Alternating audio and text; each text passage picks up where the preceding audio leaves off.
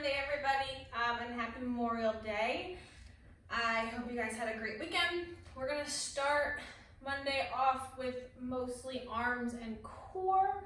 I'm trying to get as creative as I can with upper body. It's hard with no extra equipment, but we're gonna make it work.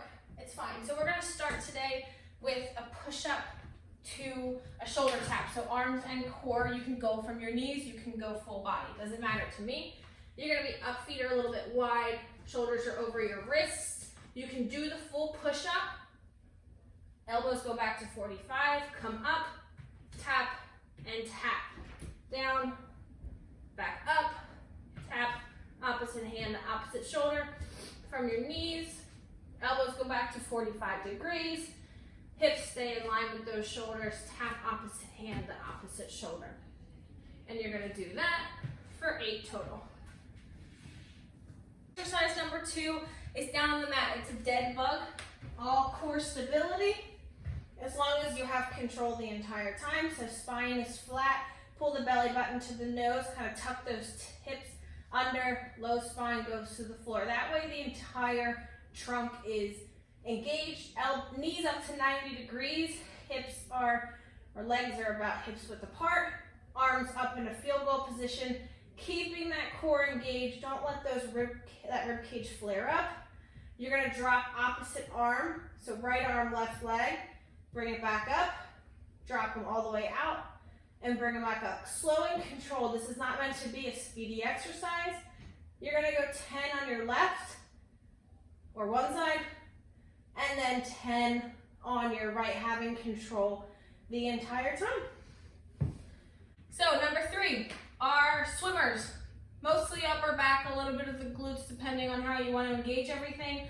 I know some people had some issues with their low back. It's not where I want you to feel this. So I want you to be really cautious about doing these exercises. So legs start extended, arms start hovering above the ground. You are going to lock those shoulders back, so pull your shoulders away from your ears. You're gonna squeeze that upper back, swing the arms around, palms flip towards the sky, thumbs come to your glutes. If you wanna add the glutes in, squeeze those butt cheeks and lift those legs off. Everything comes around, arms still hover, pull your shoulders away from your ears, squeeze that upper back, squeeze that glute, those glutes, thumbs to glutes. And then back. So you're gonna do those for 12. Again, so we're gonna pop up into an X plank or a plank to toe tap or shin tap, whatever you wanna call it. So feet are about mat width. If you have tight hamstrings, I would go a little bit wider than that. Shoulders are right over top of your wrists. Everything's nice and controlled in your core. You're gonna push your butt up to the sky, push your head through your elbows, reach opposite hand to opposite toe. Try and reach for that toe by shooting that butt up as high as you can. If you can't get there, just come to the shin, the knee, or the ankle, but you're gonna do 12 total, nice and controlled. I don't want you to fall into a cobra. So the core controls everything all the way to 12. So after you've done all 12 of the X planks, you're gonna come up to the end of your mat. Feet are anywhere between mat width, I would say, or more narrow. And we're just gonna do walkout. So you're gonna try and reach down, touch as close as you can in between your toes. Start to lean your weight forward. Walk yourself out to a high plank. Brace that core right at the top, like a picture perfect plank, okay? And then use that core to push those hips back up and stand all the way up. Reach down to a picture perfect plank. Brace that core and walk up. These can be done slowly, but these also can be done if you want a little bit more cardio with some speed, as long as you have control. And you're gonna do 10 of them. All right? After the walkouts, back down onto the mat for some core. I kind of made this exercise up, but probably not. I made the name up, that's for sure. We're gonna call them long lever bicycles, which just means that it's kind of like a bicycle exercise, but all of your limbs are gonna be fairly straight instead of bent.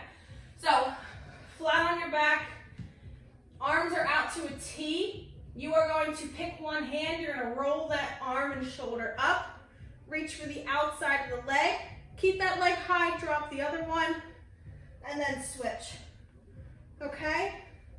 Just like that. You can keep your arms straight. I'm kind of hitting the couch over here, but if you have room, if you can't, you can always just punch your arms, and you should feel it right down the sides of your core and the obliques.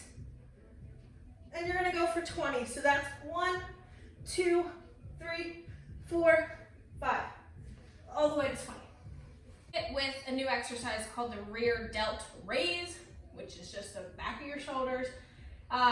This one you're gonna look and feel like a little bird, which is fine. So you are laying flat on your belly. Okay, your head's gonna be hovering the mat. You can always rest your head, but that's kind of awkward. Head's kind of hovering, arms are out into a T, palms facing the ground. Again, you're gonna pull those shoulders back and away from your ears. So you're gonna kind of lock those scapulas, which are those wing bones on the top of your back, behind your shoulders. You're gonna kind of lock them back and down so they're engaged. Arms start hovering just above the ground, and you're literally just gonna raise your arms like wings, okay? I would suggest keeping your toes on the ground. If you try and lift them up, you kind of wiggle too much to have any control. Just squeeze those shoulder blades together, and you're gonna go for 20